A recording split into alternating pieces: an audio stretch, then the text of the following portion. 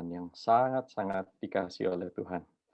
Kita bersyukur hari ini kita masih boleh berkumpul di dalam tubuh yang sehat, sekalipun sehat masing-masing orang itu relatif, tetapi paling tidak kalau kita masih bisa berkumpul, berjumpa, kita masih mempunyai banyak sekali hal untuk kita syukuri di hadapan Tuhan ya. Dan saat ini sebelum kita akan melanjutkan dalam PA kita, membaca bagian Alkitab tertentu, merenungkannya, mari saya mengajak Bapak Ibu sekalian sekali lagi mengingat segala kebaikan Tuhan, lagu tadi mengantar kita ya, mengingat kasih Tuhan yang terbesar Tuhan sudah berikan kepada kita. Mari kita berdoa ya, mengucap syukur pada Tuhan sekali lagi. Bapa kami yang bertahta dalam kerajaan surga, sungguh kasih-Mu tak terkira, lebih dari yang kami dapat pikirkan, rumuskan, maupun sadari. Engkau menyediakan semuanya yang tidak bisa dilihat oleh mata, tidak bisa didengar oleh telinga, bahkan tidak mungkin kami pahami sepenuhnya. Engkau sediakan bagi orang-orang yang percaya kepadamu. Bagi kami yang ada di tempat ini. Terima kasih ya Tuhan, biarlah dengan ucapan syukur, dengan hati yang selalu haus dan rindu akan kebenaran-Mu, kami mau bersama-sama belajar memahami firman Tuhan. Terima kasih ya Tuhan, pimpinlah kami, pimpinlah hamba-Mu yang lemah dan hina ini. Hanya dalam nama Tuhan Yesus Kristus, kami naikkan doa kami yang jauh dari sempurna. Amin. Oke, Bapak Ibu sekalian yang terkasih dalam Tuhan, hari ini kita akan membaca satu bagian firman Tuhan yang terambil dari Injil Yohanes pasal yang ke-19. Injil Yohanes pasal yang ke-19 ayat yang ke-28 sampai dengan ayat yang ke-30. Injil Yohanes pasal 19 ayat 28 sampai dengan ayat yang ke-30. Saya akan membacakan bagi kita semua demikian bunyi firman Tuhan. Sesudah itu, karena Yesus tahu bahwa segala sesuatu telah selesai, kata tetelestai sudah muncul di sana pertama, telah selesai, berkatalah ia, supaya genaplah yang ada tertulis dalam kitab suci, aku haus. Di situ ada suatu bekas penuh anggur asam. Maka mereka mencucukkan bunga karang yang telah dicelupkan dalam anggur asam pada sebatang hisop, lalu mengunjukkannya ke mulut Yesus. Sesudah Yesus meminum anggur asam itu, berkatalah ia, sudah selesai. Tetelestai, kali kedua muncul. Lalu ia menundukkan kepalanya dan menyerahkan nyawanya. Di bagian lain dalam Injil Sinoptik dikatakan bahwa Tuhan Yesus berdoa, Bapa, kepadamu kuserahkan nyawaku. Nah, Bapak Ibu sekalian terkasih dalam Tuhan, saya mengajak kita untuk tour ke Bukit Tengkorak. Bukan di abad modern, tetapi 2000 tahun yang lalu. Caranya bagaimana? Pakai imajinasi kita. Ya, pakai imajinasi kita. Mari kita tur bersama ya di hari Jumat itu, 2000 tahun yang lalu. Bukit Tengkorak terlihat seperti biasa. Prajurit-prajurit Romawi sibuk mempersiapkan eksekusi penyalipan beberapa penjahat, sampah masyarakat, atau pemberontak terhadap kekuasaan Romawi. Nah, paku-paku berkarat yang besar-besar itu telah siap untuk menancapkan tubuh orang-orang terhukum tersebut di palang-palang salib yang kokoh. Mereka mengerang dan bersumpah serapah secara kasar. Semua kalimat-kalimat kotor itu keluar dari mulut mereka, karena mereka tidak berdaya menghadapi akhir ajal yang kian mendekat. Sementara para penonton di sekitar sana menghujat dan mengolok-olok mereka. Kita bisa membacanya dalam Matius pasal 27 ayat 39. Dikatakan bahwa semua orang yang lewat di sana, mereka mengolok-olok sampah masyarakat itu. Orang-orang yang akan disalibkan. Nah, kalau ada burung-burung pemakan bangkai, mereka pasti berterbangan ke sana kemari, mulai mengendus aroma makan siang mereka dengan sabar. Semua terlihat seperti biasa, itu pemandangan biasa di Bukit Tengkorak. Tapi pertanyaannya adalah, benarkah? Benarkah itu hal yang biasa? Mari kita melihat lebih dekat lagi. Dan ternyata tidak banyak orang Yahudi hadir di sana seperti biasanya. Sebagian besar dari mereka mempersiapkan malam perjamuan Paskah di rumah masing-masing menjelang hari Sabat, hari Jumat saat itu. Namun, anehnya, ketika banyak jemaat itu mempersiapkan makan malam perjamuan Paskah, tapi imam-imam kepala dan para ahli Taurat dan tua-tua Yahudi justru menyediakan waktu menanti di sana untuk memastikan Yesus dari Nazaret ini disalibkan. Tidak biasa. Mereka bahkan tidak menyia-nyiakan kesempatan untuk mengolok-olok Yesus. Hai engkau yang berkata bahwa engkau akan meruntuhkan bait Allah dan membangunnya lagi, dan akan membangunnya lagi dalam 3 hari, engkau turunlah, selamatkan dirimu sendiri dari salib. Nah, tidak lama kemudian, sesuatu yang tidak biasa lagi terjadi. Kepala pasukan dan para prajurit menjadi sangat takut ketika mereka mengalami gempa bumi dan menyaksikan 7 perkataan salib penuh makna keluar dari mulut Tuhan Yesus yang tidak pernah keluar dari mulut orang-orang disalibkan yang lain selama mereka bertugas menjadi prajurit. Nggak pernah itu. Sehingga akhirnya mereka pun mengaku. Matius 27 ayat 54 mengatakan, sungguh, ia ini adalah anak Allah. Berbeda. Nah, di hari Jumat itu, sekalipun terlihat seperti biasa, sesuatu yang mengubah arah sejarah sedang terjadi. Bukit Tengkorak menjadi saksi bisu penggenapan banyak nubuat para nabi di Perjanjian Lama. Bahkan tadi di ayat yang kita baca, ayat yang ke-28 nih, sampai masa-masa terakhirnya pun Tuhan Yesus masih fokus untuk menggenapi nubuat kitab suci, yaitu dengan berkata, aku haus. Di Bukit Tengkorak itulah Allah anak yang telah menjadi anak manusia menuntaskan rencana penebusan kekal Allah, supaya Bapak, Ibu, saudara-saudara sekalian, dan saya, anak-anak manusia ini yang percaya kepadanya, diberikan kuasa untuk menjadi anak-anak Allah. Kalau kita percaya kepada Kristus yang disalibkan di Bukit Tengkorak hari Jumat itu 2000 tahun yang lalu. Injil Yohanes mencatat, karena Yesus tahu bahwa segala sesuatu telah selesai, sesudah minum anggur asam itu, berkatalah ia, tetelestai, sudah selesai. Lalu ia menundukkan kepalanya dan menyerahkan nyawanya seraya berseru, ya Bapa, ke dalam tanganmu kuserahkan nyawaku. Tetelestai. Muncul 2 kali di dalam Yohanes pasal 19 ini.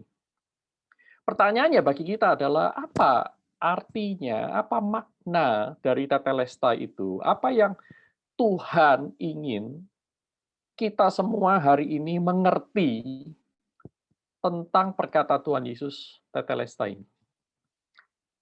Nah, saya ingin membagikan minimal ada 3 hal. Yang pertama yaitu bahwa Allah adalah Allah yang bermisi. Yang kedua, misi tersebut adalah misi penebusan dosa dan pendamaian yang sifatnya kosmis. Yang ketiga, tetelestai itu artinya bahwa misi yang tuntas itu adalah akhir dari hidup lama kita, sekaligus awal dari hidup baru kita. Nah, mari kita lihat satu persatu ya. Yang pertama, tetelestai itu artinya bahwa Allah kita di dalam Yesus Kristus adalah Allah yang bermisi. Nah, Bapak Ibu sekalian, kata bahasa Yunani, tetelestai, itu memiliki arti sudah komplit, genap, tuntas. Alkitab Bahasa Indonesia menerjemahkannya dengan kata sudah selesai. Jadi kalau seseorang itu membayar cicilan kredit yang terakhir, sudah bayar, sudah transfer, nah dia boleh berkata, tetelestai. Artinya apa? Sudah lunas, selesai, tidak ada hutang lagi. Kalau dia adalah seorang kontraktor dan pekerjaan finishing itu sudah selesai dan gedung itu diresmikan, pita itu digunting, baru kontraktor itu boleh berkata tetelestai. Sudah selesai. Kalau mahasiswa menulis skripsi, menulis tesis, mengerjakan tugas, dia mengerjakan, membanting tulang, berminggu-minggu, berbulan-bulan, atau bahkan kalau disertasi itu bertahun-tahun, lalu dia menyerahkan kepada dosennya, dan dilakukanlah ujian, kalau disertasi itu ada ujian oral, ya. Nah, setelah selesai dia dijabat tangan oleh dosennya, dinyatakan lulus, baru dia boleh berkata tetelestai. Jadi tetelestai ini artinya bukan seperti seorang bos yang tertangkap basah oleh istrinya sedang dating atau sedang berselingkuh dengan selingkuhannya. Itu bukan tetelestai. Seperti habislah sudah, mati aku. Nah, ini bukan tetelestai. Tetelestai bukan itu. Tetelestai bukan sebuah ungkapan keputusasaan atau ketidakberdayaan mengontrol situasi, tetapi sebaliknya. Tetelestai itu menunjukkan sesuatu itu sudah komplit, sudah genap, sudah tuntas, sudah selesai. Nah, sehingga Tuhan Yesus mengucapkannya itu juga dengan penuh otoritas untuk merujuk kepada hidup dan karyanya. Accomplished, selesai. Nah, apakah saya sudah mengingatkan Bapak Ibu sekalian bahwa Tuhan Yesus bukan mati karena manusia membunuh dan menyalibkannya? Kalau belum, saya ingatkan lagi bahwa Tuhan Yesus bukan mati karena ia disalibkan. Tetapi ayat Alkitab yang tadi kita baca, ia menyerahkan nyawanya sewaktu ia disalibkan. Dia bukan dibunuh oleh manusia, tetapi dia menyerahkan nyawanya sebagai korban tebusan. Nah, manusia hanya bisa berusaha untuk membunuh dia, tetapi tidak pernah bisa membunuhnya. Bukti bahwa Tuhan Yesus mati karena menyerahkan nyawanya dan bukan karena dibunuh adalah Alkitab mencatat dengan cukup detail, yaitu prajurit yang memilih untuk menikam lambung Tuhan Yesus ketimbang mematahkan kakinya untuk mempercepat kematian. Lagi pula, terlalu cepat untuk seseorang yang baru disalibkan untuk mati pada jam itu. Biasanya penyalipan itu bisa bertahan 6-9 jam, tetapi Tuhan Yesus tidak sampai beberapa jam itu, dia sudah mati. Nah, karena mendekati hari Sabat, maka para prajurit ini juga tidak mau repot untuk menguburkan orang-orang yang disalibkan, biasanya malah digantung aja di sana, maka mereka harus mempercepat kematian orang-orang yang akan disalibkan menjelang hari Sabat itu. Kepada penjahat-penjahat sebelah kiri dan sebelah kanan Tuhan Yesus, mereka lihat dia masih bernapas, kakinya dipatahkan, dipukul, dipatahkan, supaya berat tubuh itu tidak bisa ditahan oleh kaki. Nah, orang yang disalibkan itu mati bukan karena kehabisan darah, karena sebenarnya luka-luka terbuka akibat darah itu sekalipun karena paku ya, itu tidak banyak. Jadi mereka itu mati biasanya karena tidak bisa bernafas, kesulitan bernafas, asfiksia katanya ya. Yaitu ketika mereka harus menahan sakit, menahan berat tubuh mereka, tetapi harus ditanggung oleh sebagian kecil otot-otot yang sudah ditembus oleh paku. Kalau tangan itu sudah tidak sanggup menahan, maka kaki yang menopang berat badan. Ketika kaki sudah tidak sanggup menahan, maka tangan gantian yang menopang berat badan. Demikianlah, maka orang yang disalib itu mereka bisa terlihat seperti naik turun begitu ya. Itulah sebabnya mereka tidak pernah disalibkan dengan badan yang tegak.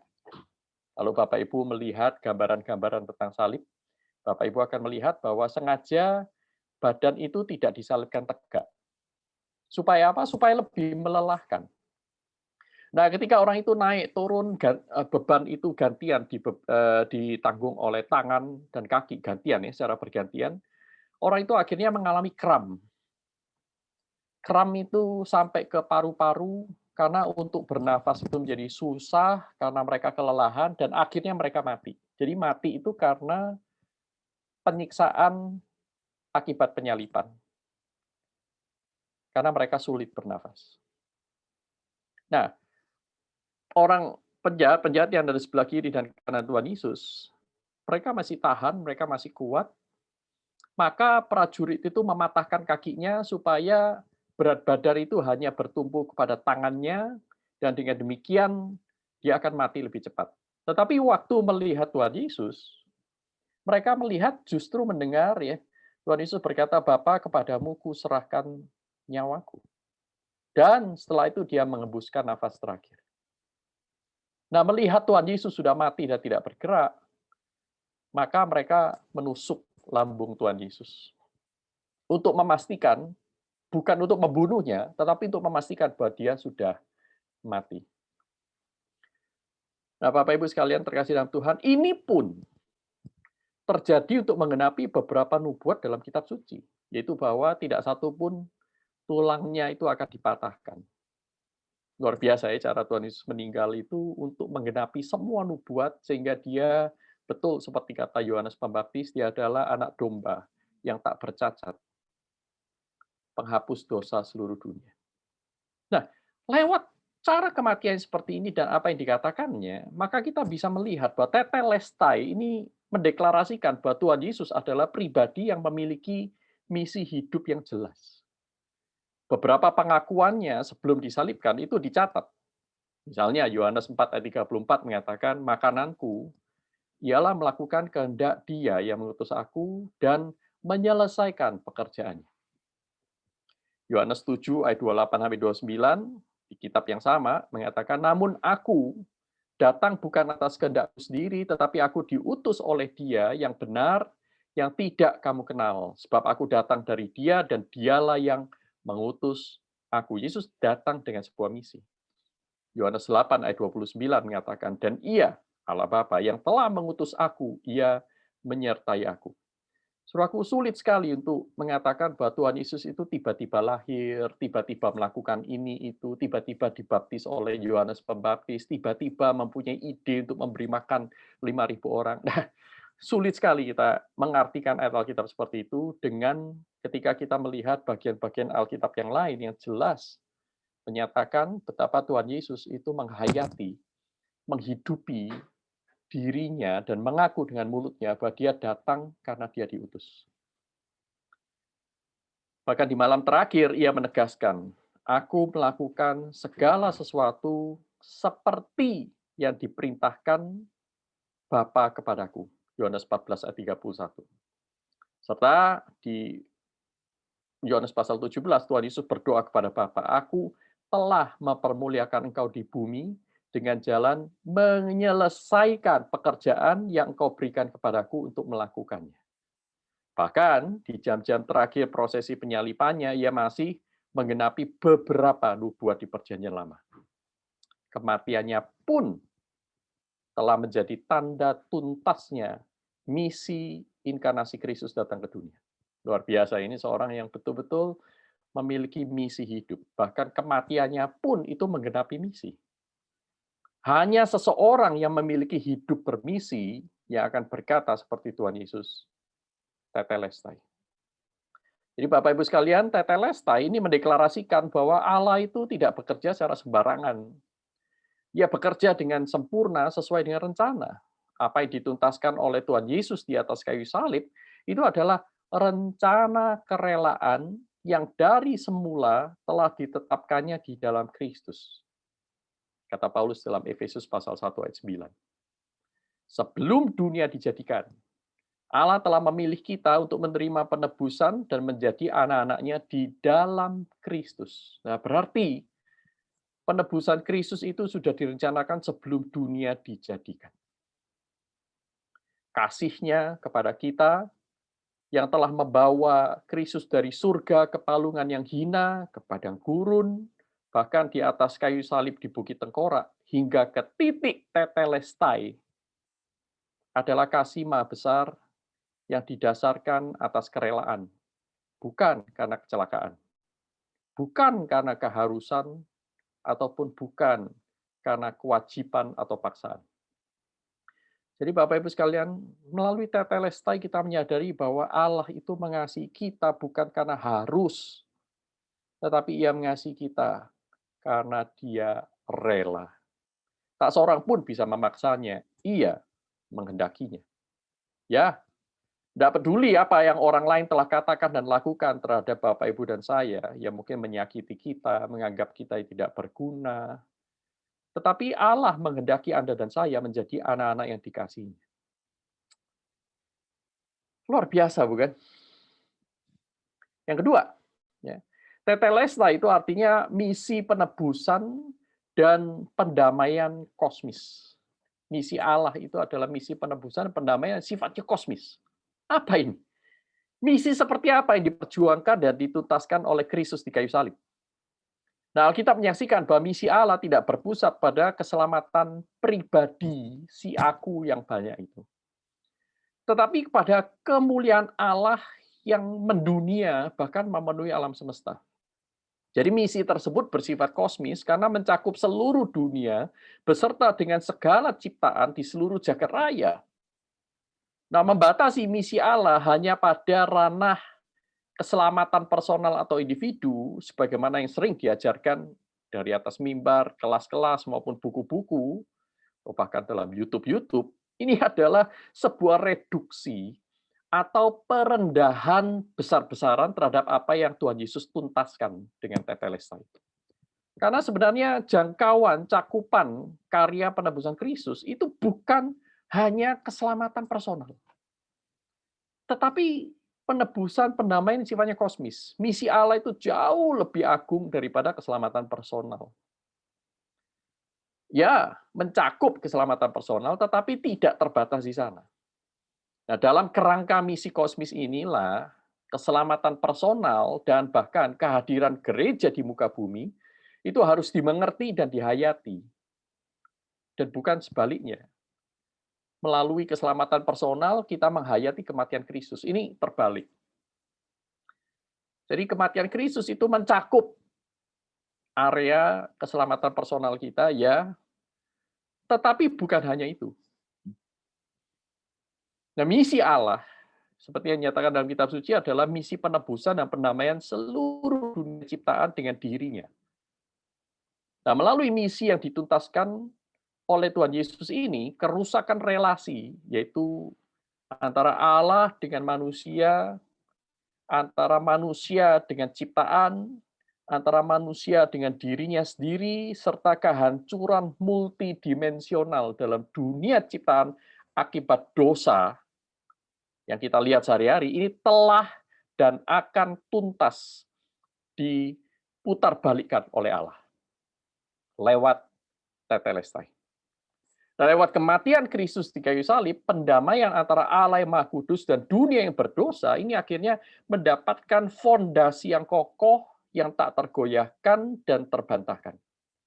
Bahwa Allah yang mengasihi seluruh dunia, bahkan rela mati untuk dunia ini, memiliki kasih yang tak terbatas.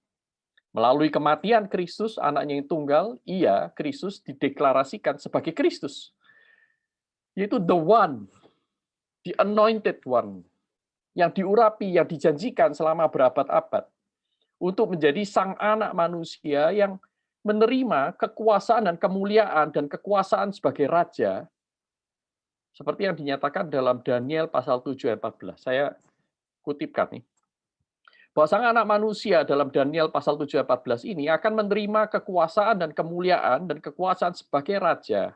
Maka orang-orang dari segala bangsa, suku bangsa, dan bahasa mengabdi kepadanya. Kekuasaannya ialah kekuasaan yang kekal, yang tidak akan lenyap, dan kerajaannya ialah kerajaan yang tidak akan musnah. Jadi, dunia ini adalah kerajaannya. Kristus adalah sang raja damai, ya, dalam Yesaya pasal 9 ayat 5 sampai ayat yang ke-6 yang dikatakan besar kekuasaannya dan damai sejahtera tidak akan berkesudahan di dalam kerajaannya dari sekarang sampai selama-lamanya. Jadi bukan hanya mencakup geografis seluruh dunia, seluruh jagat raya, seluruh eksistensi alam ciptaan, tetapi juga mencakup seluruh waktu selama-lamanya. Namun jangan salah, dalam Yesaya 52 ayat 13 sampai 53 ayat 12, ia juga dikatakan sebagai sang hamba Tuhan yang menderita. Yang melalui pengorbanan diri dan kematiannya yang menggantikan itu dideklarasikan sebagai Kristus, pribadi kedua yang telah ditetapkan oleh Allah Tritunggal untuk menjadi jalan pendamaian. Jalan pendamaian. Ia adalah sang anak domba Allah yang ditunjuk oleh Yohanes Pembaptis dan dirujuk sebanyak 29 kali di dalam kitab Wahyu. Ia adalah sang Alfa dan Omega, yang awal dan yang akhir, yang akan menghakimi seluruh dunia yang sudah jatuh ke dalam kuasa dosa, dan menjadikan para pengikutnya, para hambanya ini mempelai anak domba di langit dan bumi yang baru nanti. Nah, jadi Tetelestai ini meneguhkan bahwa Kristus adalah sang kepala yang mempersatukan di dalam dirinya segala sesuatu baik yang di surga maupun yang di bumi. Nah, Tetelestai ini telah menjadi tonggak yang Allah sendiri pancangkan di panggung sejarah dunia supaya semua orang segala zaman itu bisa melihat, ya.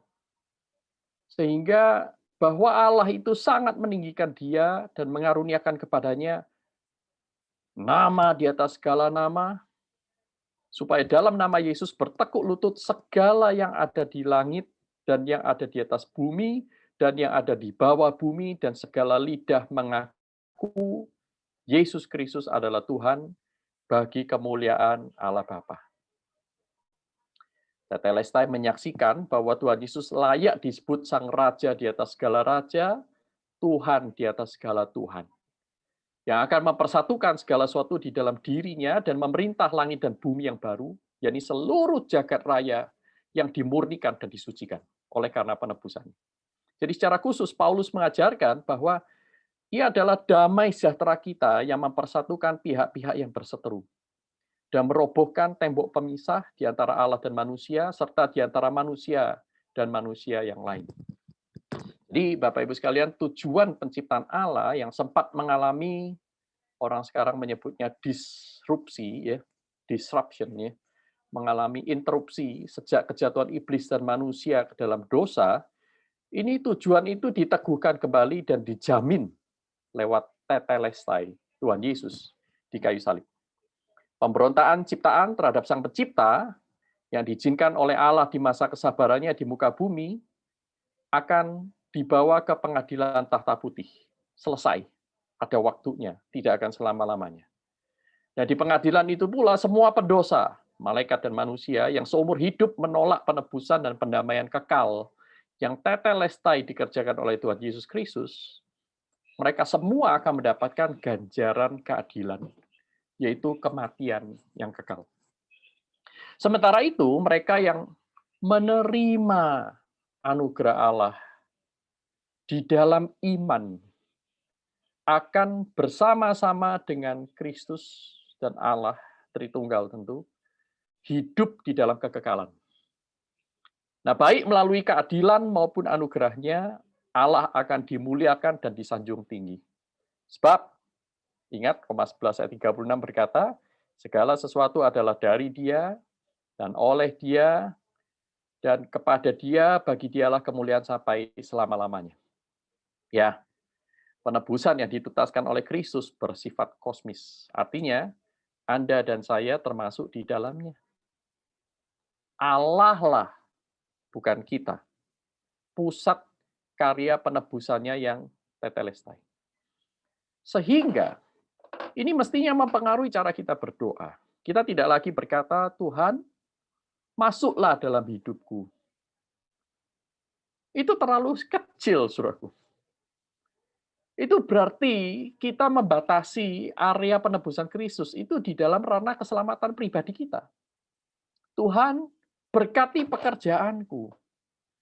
Tuhan, sembuhkan penyakitku.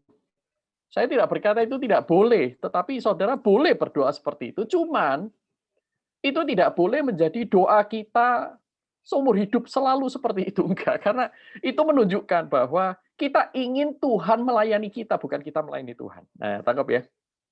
Ketika saya mengatakan bahwa misi penebusan Kristus itu kosmis, kita ini harus mengakui dan tahu diri bahwa kita bukan pusat. Tuhan tidak hadir untuk melayani saya. Ya, dia mati untuk kita. Dia menunjukkan teladan. Ya, dia melayani kita, betul. Tetapi untuk apa? Supaya kita melayani dia. Jadi alih-alih kita berdoa, Tuhan masuklah dalam hidupku, marilah mulai sekarang kita berdoa, Tuhan, aku mau hidup di dalam-Mu. Daripada kita berdoa, Tuhan berkati pekerjaanku, marilah kita mulai berdoa, Tuhan, tunjukkan pekerjaan yang Engkau mau aku kerjakan. Daripada kita berdoa, Tuhan, sembuhkan seluruh sakit penyakitku, marilah kita mulai memberanikan diri berdoa, Tuhan, bekerjalah lewat sakit penyakit ini, biarlah aku menjadi saksimu di dalam keadaan sehat ataupun sakit. Karena apa? Karena Allah itu lebih besar daripada kita. Dia adalah Raja, Dia adalah Tuhan, Dia adalah pusat hidup kita. Yang ketiga, saudaraku, tetelestai itu artinya akhir dari hidup yang lama, awal dari hidup yang baru. Ya. Nah, misi penebusan dan pendamaian kosmis Kristus yang tetelestai tersebut menghasilkan pengharapan yang radikal. Yaitu pengharapan akan janji Allah yang akan mengubah hidup seseorang sampai ke akar-akarnya. Ini yang disebut dengan radikal. Radikal dari kata radix.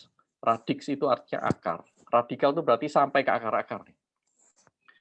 Pertanyaannya, mengapa tetelestai itu memberikan harapan yang radikal itu? Nah, ketuntasan yang dilakukan oleh penebusan yang dilakukan oleh Kristus itu menghasilkan jaminan penuh atas penggenapan seluruh janji Allah untuk memulihkan segala sesuatu yang rusak akibat dosa, termasuk hidup Anda dan saya.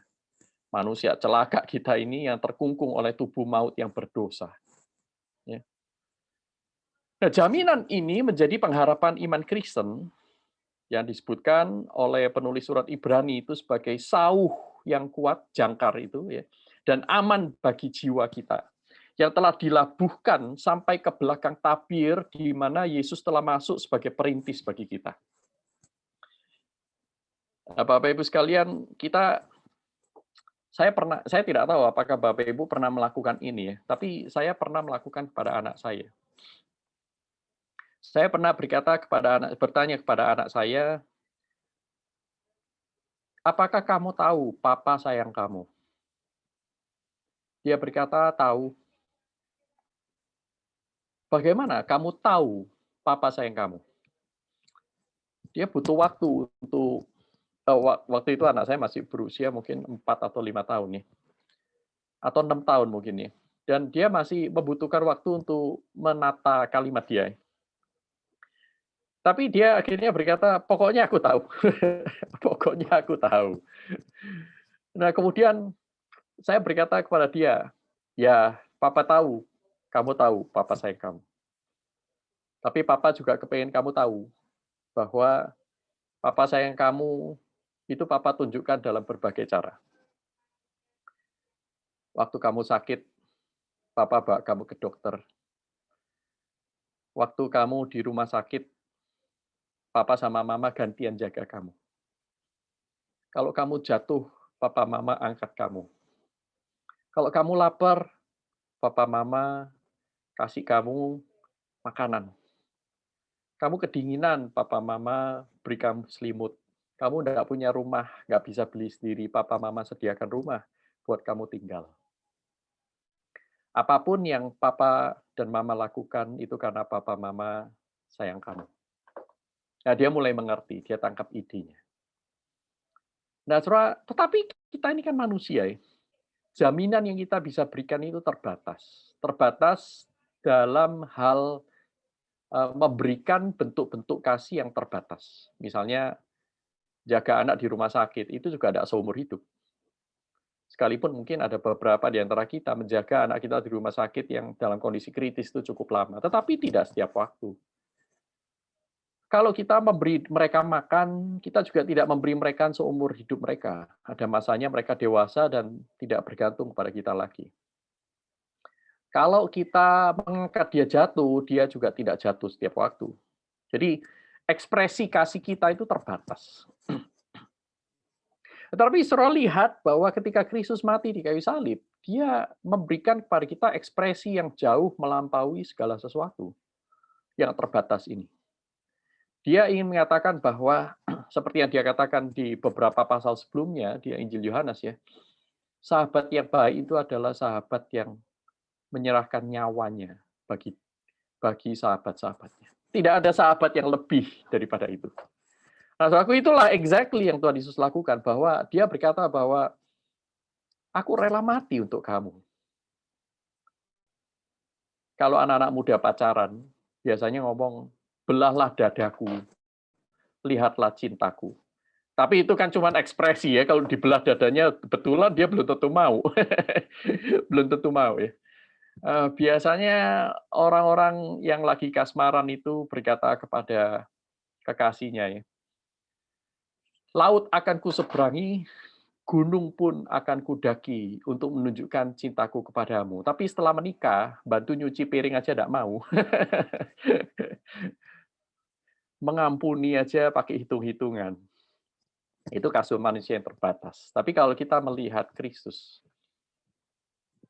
di kayu salib dia berkata, Bapa, ampunilah mereka, karena mereka tidak tahu apa yang mereka lakukan. Dan bahkan dia berkata, tetelestai. Bapak Ibu sekalian, ini ungkapan kasih habis-habisan yang dia berikan kepada Bapak, Ibu, dan saya. Kalau dia menjadikan dirinya untuk menjadi jaminan janji-janji yang dia pernah berikan kepada kita, apakah Bapak, Ibu sekalian, dan saya masih punya alasan untuk meragukan? Rasul Paulus menegaskan kepastian janji Kristus ini. Dia berkata dalam Roma 5 ayat 19. Jadi sama seperti oleh ketidaktaatan satu orang, semua orang telah menjadi orang berdosa, demikian pula oleh ketaatan satu orang, semua orang menjadi orang benar. Ya, ada pengharapan bagi orang berdosa seperti kita ini untuk diubah oleh Allah, menjadi orang yang dibenarkan melalui iman. Oleh karena ketaatan Tuhan Yesus yang tetelestai di kayu salib. Pertanyaan kita, bagaimana mungkin saya yang korup, bankrupt, nggak karuan ini, terus-menerus terkungkung oleh dosa, masih bisa berharap saya bisa diubahkan. Masih ada janji, masih ada kemungkinan saya mengalami kemenangan rohani. Mana mungkin kalau kita jujur sama diri kita. Nah, ini adalah sebuah misteri besar yang sulit dipahami. Sekalipun Tuhan Yesus pernah mengatakan bahwa jikalau biji gandum tidak jatuh ke dalam tanah dan mati, ia tetap satu biji saja. Tetapi jika ia mati, ia akan menghasilkan banyak buah. Ya, Bapak Ibu sekalian, misteri ini begitu besar sehingga penguasa dunia ini pun tidak memahaminya. Kita juga tidak. Bagaimana mungkin lewat kematian, dia justru menjanjikan kehidupan. Apa artinya? Nah, Paulus dalam 1 Korintus 2 ayat 8 itu berkata begini, sebab kalau sekiranya mereka atau penguasa dunia itu mengenal rencana Allah lewat kematian Kristus, mereka tidak akan menyalibkan Tuhan yang mulia. Ini menunjukkan bahwa iblis itu ternyata diperdaya oleh Allah. Karena misteri ini. Iblis itu berpikir kalau aku bunuh si Yesus ini, maka rencana keselamatan Allah bagi umatnya itu akan bubar. Tapi ternyata sebaliknya. Justru lewat kematiannya yang tetelestai, Allah menerimanya sebagai korban penebus dosa yang tidak bercacat, yang berkenan, yang harum. Justru manusia mendapatkan jaminan pengampunan. Wah, luar biasa. Dengan kata lain, jika kematian Kristus justru membawa kemenangan besar bagi anak-anak Allah, iblis pun akan mencari cara lain untuk melawan kerajaan Allah, ketimbang menggiring Kristus ke Golgota.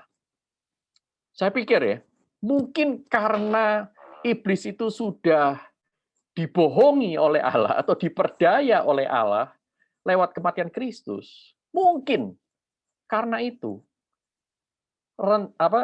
strategi iblis yang paling populer dipakai untuk menjatuhkan anak-anak Tuhan saat ini bukan salib, bukan penderitaan, tetapi justru kenyamanan. Karena iblis belajar lewat penderitaan, orang itu semakin mencari Tuhan. Lewat kenyamanan, orang melupakan Tuhan. Namun hikmat Allah yang tidak dipahami oleh mereka yang menyalibkan Kristus di Golgota waktu itu telah disingkapkan oleh Allah di Alkitab bagi Bapak Ibu sekalian orang percaya pada zaman ini. Nah, kunci untuk mengerti rencana Allah yang luar biasa ini, misteri itu adalah ketidakterpisahannya antara kematian dan kebangkitan Kristus. Ketika dunia berpikir bahwa kematian Kristus adalah kegagalan total misi Allah untuk menebus dan mendamaikan dunia, bagi Allah itu justru awal kemenangan mutlak. Karena apa? Tanpa kematian tidak akan ada kebangkitan. Kebangkitan hanya ada kalau sesuatu itu mati. Nah, mengutip Friedrich Nietzsche, Karl Barth itu pernah mengingatkan kita, hanya di liang kuburlah ada kebangkitan. Jadi, Bapak Ibu sekalian, kematian Kristus ini adalah syarat mutlak terjadinya kebangkitan Kristus. Kebangkitan Kristus membuktikan bahwa kematian Kristus bukan kematian yang biasa dialami oleh manusia, tetapi sebuah kematian sang anak Allah yang menjadi korban penghapus dosa sempurna bagi dunia yang berdosa, dan penghapusan dosa ini untuk selama-lamanya. Jadi kematian Kristus adalah kematian yang membelah tabir bait Allah, yang selama ini menyimbolkan keterpisahan manusia berdosa dari Allah yang Maha Kudus. Kematian Kristus membuat kematian-kematian yang lain kini memiliki arti yang baru, yaitu awal dari kehidupan yang kekal. Itulah sebabnya di masa-masa COVID ini, bagi orang yang percaya, kita tidak perlu takut kepada kematian. Karena kematian itu hanyalah sebuah pintu untuk kita menyongsong kekasih kekal kita, yaitu Allah. Tetapi saya sadar bahwa bagi orang percaya sebenarnya yang kita takutkan itu beberapa orang bercerita pada saya tidak takut mati, Pak. Yang saya takut itu sakit. Penderitaan menjelang kematian itu loh, kesakitan. Saya itu takut mati itu bukan saya takut matinya, tapi saya takut sakit. Saya masih belum siap berpisah. Saya tidak mau membebani keluarga saya kalau saya mati sekarang, dan seterusnya, dan seterusnya. Nah, jadi itu kematian menjadi tidak lagi menakutkan ketika kita belum mengenal kematian Kristus. Nah, Bapak Ibu sekalian, ketika kehidupan dalam dosa itu mematikan, justru kematian sang hidup itu menghidupkan. Bagi orang yang beriman kepada Kristus, kematian tidak lagi menjadi momok yang begitu menakutkan, karena kematian paling mengerikan yang menanggung dosa itu sudah ditanggung dan dikalahkan oleh Kristus. Sehingga orang percaya tidak perlu lagi mengalaminya. Saudaraku, inilah yang dikatakan oleh Kristus lewat tetelestai. Aku sudah menanggungnya bagimu. Kalaupun kau mati dari luar kelihatan sama, engkau menghembuskan nafas terakhir, tetapi percayalah engkau tidak mengalami apa yang aku alami. Engkau tidak lagi ditinggalkan oleh Allah Bapa. Karena aku sudah mengalaminya. Kematian itu sudah dikalahkan oleh Kristus. Sehingga orang percaya mestinya boleh berkata, berseru seperti Rasul Paulus, "Hai maut, di manakah sengatmu?" Karena Allah telah memberikan kepada kita kemenangan oleh kematian dan kebangkitan Yesus Kristus, Tuhan kita itu. Nah, kematian dan kebangkitan yang dilalui oleh Kristus adalah kematian dan kebangkitan untuk kemenangan iman kita. Orang berdosa yang percaya kepada Tuhan Yesus. Rasul Paulus mengajarkan, sebab jika kita telah menjadi satu dengan apa yang sama dengan kematiannya, kita juga menjadi satu dengan apa yang sama dengan kebangkitannya. Karena kita tahu bahwa manusia lama kita telah turut disalibkan, supaya tubuh dosa kita hilang kuasanya, agar jangan kita menghambakan diri lagi kepada dosa. Demikianlah hendaknya kamu memandangnya, kata Paulus, bahwa kamu telah mati bagi dosa, tetapi kamu hidup bagi Allah dalam Kristus Yesus. Dengan kata lain, kematian Kristus yang tetelestai adalah akhir dari kehidupan yang lama, yaitu mati di dalam dosa, tetapi juga sekaligus awal dari kehidupan yang baru, yang kekal bagi Allah di dalam Tuhan Yesus. Bapak Ibu sekalian, tetelestai berarti Allah melalui Kristus mengampuni kita yang sering memperalat Allah untuk misi pribadi. Dia mengampuni. Dan mengubah kita menjadi pribadi-pribadi yang hidup untuk misi Allah. Tetelestai berarti Allah melalui Kristus menerima dunia yang sudah jatuh ke dalam palung dosa yang dalam dan merengkuhnya untuk berdamai dengan dirinya. Tetelestai berarti Allah melalui Kristus memberi dasar kokoh kepada kita untuk putus hubungan dengan kehidupan lama yang asal-asalan dan memulai hidup dipenuhi oleh syukur, kasih, dan sorak-sorai bagi Allah yang telah mengasihi kita habis-habisan. Tetelestai berarti Allah melalui Kristus menguatkan kita yang tidak kunjung membenci kehidupan lama dan memperbarui cinta kita kepadanya. Dia yang telah bersedia ditelanjangi, dicambuk, digantung, dimahkotai duri, dipaku untuk menanggung dosa kita. Tetelestai Kristus memampukan Bapak Ibu sekalian dan saya berkata, yang lama sudah berlalu, sesungguhnya yang baru sudah datang. Tetelestai Kristus adalah dasar dan teladan dari tetelestai kita di akhir hayat nanti. Nah, kalau Bapak Ibu sekalian putus asa saat ini, karena COVID, karena pandemi, karena bisnis yang tidak kunjung menemukan titik terang, kita berjalan dalam lorong gelap gulita yang seolah tak berujung, tidak seorang pun bisa menjamin kapan akan berakhir. Atau mungkin kita yang sedang hidup tanpa arah, tidak tahu harus melangkah kemana, dengan siapa, harus bagaimana kita hidup, mengapa kita tidak kembali kepadanya sekarang. Mengapa kita tidak mencoba memulainya dari Bukit Tengkorak pada hari Jumat itu, 2000 tahun yang lalu. Karena di sanalah Sang Kekasih Agung kita berseru, tetelestai. Puji Tuhan. Sampai di sini presentasi saya. Saya kembalikan kepada moderator atau Baik, MC.